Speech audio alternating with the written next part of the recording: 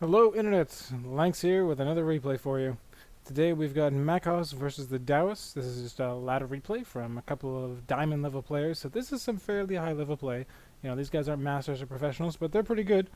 We've got some PvP for you here today, so we want to see how PvP has changed in HotS, if it's really changed in HotS. So the new units we've got, the Oracle and the Tempest, aren't really that applicable for PvP from what I have seen. And this game is going to show you exactly how that's changed. Think about how the two new units come into the overall metagame. Oracles rely on not being able to be shot at, whereas Protoss players often get a lot of Stalkers early game, so that kind of pushes back against the Oracles. Oracles don't do bonus damage for Stalkers. They're easily chased down by Stalkers, especially if they got Blink, so they don't work too well. So we're going to see what kind of strategy these guys work. Now, as you recall in Wings of Liberty, people often went for a robo kind of opening. You get a lot of Immortals and Stalkers and Zealots into a push. Usually worked out pretty well, and that's what it ended up being, kind of robo versus robo. So we'll see if we get any Stargate in this, if we get early aggression, if they're going to go for heavy on the gateways, if they'll go for a really heavy early push, but we'll see what they do. So it looks like the two players just scouting the other ones out here, just make sure there's no next first shenanigans going on. Both of them doing fairly identical builds. We've got gateways going down for both. No gas yet. They're just working on their... Okay, one gas here from Mackoz. That looks like Daoist is delaying his a little longer, doing a more conservative mineral build. And so with the two players, what they want to go for really is they want to do either heavy early aggression with their Stalkers and Zealots and try to push the front door down, keep the other player on edge. I like those new pylons. This guy's obviously fairly high level. Oh, and another gateway. That's interesting. So it looks like he's going to be doing an early push of some kind. And what do we have over here for Mackoz? Mackoz just doing standard play, Cybercore. So it looks like Daoist will have to do an early push with some Zealots. So that'll be interesting. And, of course, Mackoz is going to see it coming, since he's got a probe there still. Can't chase off that probe, but just Zealots. Leaving on a patrol, even. So, yeah, it looks like Daoist is going to do the early push kind of gameplay, whereas Mackoz is going to be doing the standard... one gateway into a Cybercore. We'll see where it goes from there, if he goes Stargate or more gateways. Okay. Wisely, really, because he sees this other gateway coming down. He knows he's going to have something in his base soon. Zealots, really. Looks like Daoist just getting his gas now. But Mackoz, okay, so now he's getting a Cybercore. Mackoz, of course, seeing this still.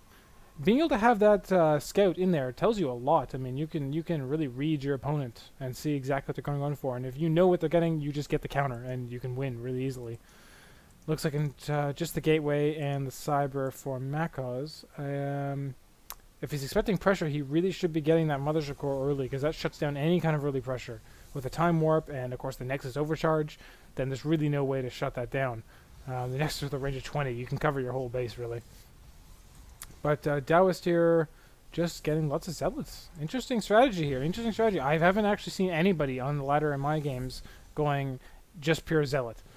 And I'm not an amazing player by any stretch of the imagination, but even I wouldn't be trying this. This is ballsy. He's going pure aggression. If Stalkers, of course, run into these guys, they can just kite them until they're all dead. The Zealots just will not be able to keep up. And, of course, they can't run away either. Even one Stalker can take them out. So it looks like Mackoz has got two already. And not doing much else yet. He's waiting for the aggression to come in. He's got a third Stalker now. More gateways, so 3 gateways now. We'll see where he goes from there. So Zealot's coming down from the north, and the Stalker's going to the south. Uh-oh. Oh, no. That's bad for Mackoz. He just missed his chance. They didn't see each other. So Mackoz, of course, is not going to be able to intercept those Zealots. Now, he did intercept the Stalker, so... maybe he thinks that was the push, that it was just coming really late. But he's going to know pretty soon that that's not the case. Those Stalkers are going to have to hightail it back to base to protect his mineral line. Now, the Zealots can't actually catch up to the probe, so they can demine mining for a long time. Oh, and the warp gate isn't quite done yet, so the probe's making a break for it now. They got to keep away from those Zealots. Only takes a couple swings to take them down. And they're waiting in the mineral line, so this is actually a fairly wise idea, because it means that... they can't start mining, or else the Zealots will be able to chop them up. Whereas they keep running, they can keep the Zealots keep running. And he's getting Zealots of his own. Interesting. You think he just gets Stalkers. But I guess he wants to have the extra DPS, and he was attacking his own Nexus there briefly. On this end, nothing happening over here. Daoist completely safe. Got his stalker out even, and bringing a mothership core over. Zealots, oh, still going willy-nilly on those probes. Not getting many kills, though. So look as he cleaned that up. It's totally done now. Daoist continuing the pressure by the look of it. He's just warping out units. He's not speeding along his warp gate research, but instead focusing on actual production and moving out his mothership core. So he'll be doing some sort of push with that. Now, of course, Mackoz got his own mothership core, and with that 100 energy on it, well, it will fairly soon, it's going to be able to energize the Nexus, and so pushes are going to be nigh impossible. And it lasts a full minute, I believe? Let's check that. Yeah, 60 seconds, which is a long, long time. And he's getting blinked now, too.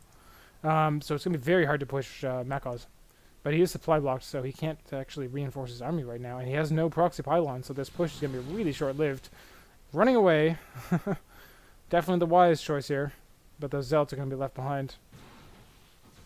Oh, he's engaging now. I guess he's going to try to use the Zealots to buy a kill or two. Now he's running. But he knows something's bad. This is not going to work out for him. He needs to get, a sentry to block off the ramp. He needs a lot more stalkers, really. He does have 6 workers on his gas there. And he's all saturated on the probe line. Not much else he can do. Daoist moving in. Getting a couple of pot shots off, but he isn't quite able to keep up. And the militia corps, of course, just lagging behind. This thing doesn't go much beyond 40 kph, apparently. So, 1 sentry to block off the ramp. He can do it for a little while. If he actually gets the force field off, too. He's going to need the micro to pull that off. Ooh, Zealot's coming up. Sentry's got to get that force field down. Of course, the militia corps can see on the high ground, so it doesn't actually matter. The sentries will still be able to engage. Now, he's blocked off the ramp, I think. Oh, he's pulling back. Pulling back. Oh, this doesn't look good. He might pull off... Okay, so he's taking out the militia corps. That's good. So he can actually keep them on the low ground. Then he can fire at them without getting any return fire. More stalkers coming in. Almost got the blink done. That'll give him a good advantage in the upcoming battle. Now, Daoist does have a proxy pylon up, so he's going to be able to keep reinforcing. So the... Oh, he's getting another proxy pylon up. So the whole defender's advantage in PvP, not such a big deal. But there's the defender's advantage. The Nexus overcharge kicking in. He's got to stay way back to that 20 range quite a while. Quite a far ways. And it does last a while. Mothership Corps will probably be able to pull it off before it's actually expired again. Now he is taking out those pylons on the outskirts. And ooh, if he takes out the Twilight Council, that's going to put him way behind the tech. Not good. Daoist has got his Robo up, so he'll be able to bring over a Warp Prism or some Immortals if he's got the time. It looks like he's going to get the Twilight Council, though. Mackoz here just doesn't have the firepower to take that down. The Nexus Overcharge just can't reach that far. Oh, and there go the pylons. He's going to get supply blocked. He's only got 40 to 50, 40 to 42, and 2 more pylons going to go down. Yep, he's going to definitely get supply blocked. Until those new pylons come up anyhow. There's 1, there's 2. He needs another overcharge, but can't quite get it yet. Engaging here, more out of desperation than anything else. He's got to delay him long enough so he can get another overcharge down. He's got the energy. There it goes. Now his base is tightly wrapped around here, so he should be able to push him back far enough. You can see the range there. Stalkers really can't fire at the buildings without popping into that range. And this warp gate, unfortunately, is still under not powered. So, but Daoist has got him pegged in entirely. A couple more sentries. Oh, gonna lose the sentries. That's not good. Oh, good blink there. Gets out of that little trap there with the force fields. Still can't go close enough with that overcharge. I wish there was a timer on this. It'd be nice to be able to see exactly how long your overcharge is going to last, and he's just going to have to guess. Now, Mackoz here can keep the production. He's got a lot of minerals banks, though he is supply block still, and his workers aren't actually working. That's not good. Daoist here, a bit of a miss micro. His guys are on hold position. He should be engaging. I mean, the next overcharge just ended. Oh, it looks like he's got out concaved here, and the blink is letting Mackoz do a little bit of micro on him.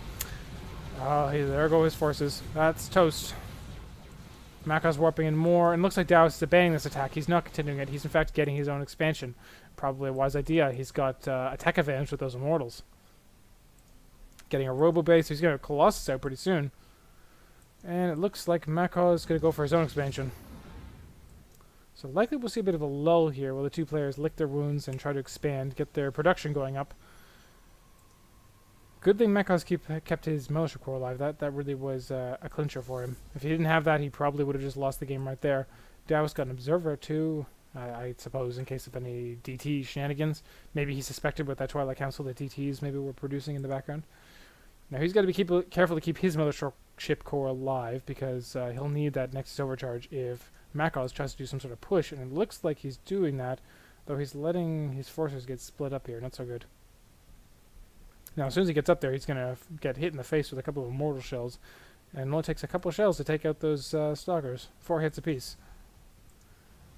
Getting his own robotics bay. Interesting. Interesting. And his next is coming up a little late. Oh, there's the next overcharge there. Mackoz getting pushed away. Taking a few hits. He still hasn't found this proxy pylon. That's not so good for him. Let's see what he knows. He doesn't know it's there. He knows the expansion's up.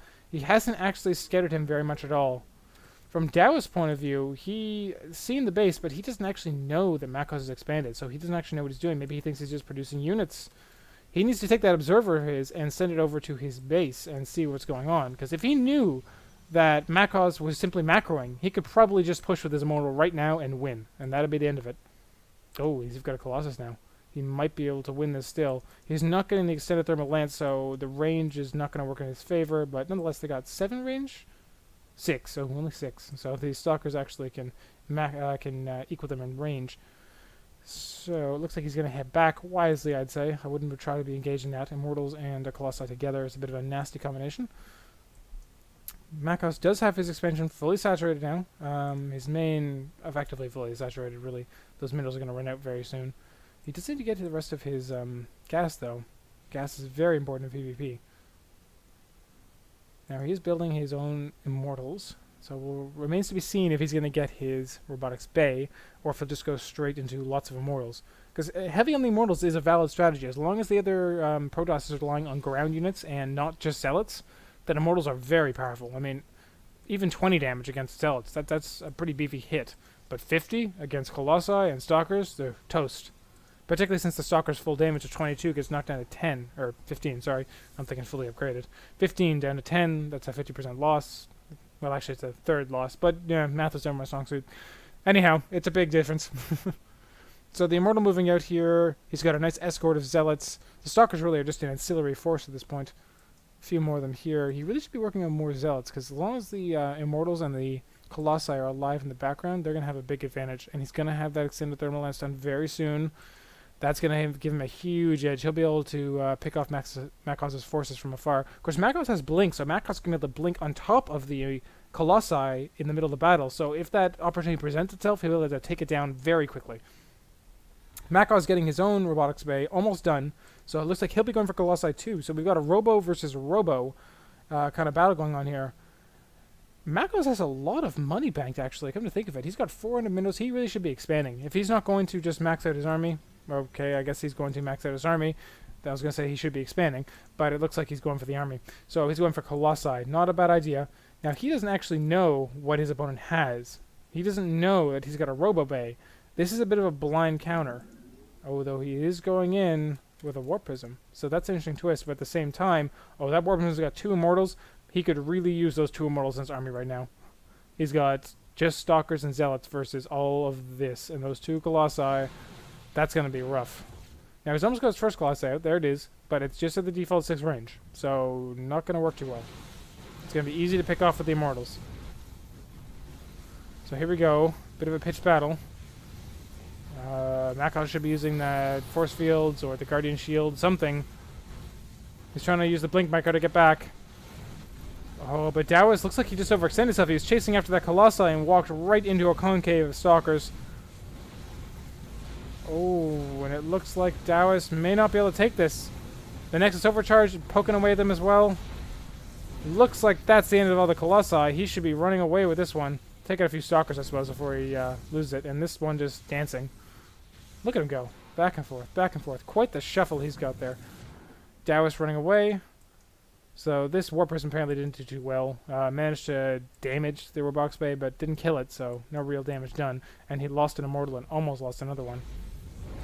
Daoist doing another push here, getting repulsed by the Zealots.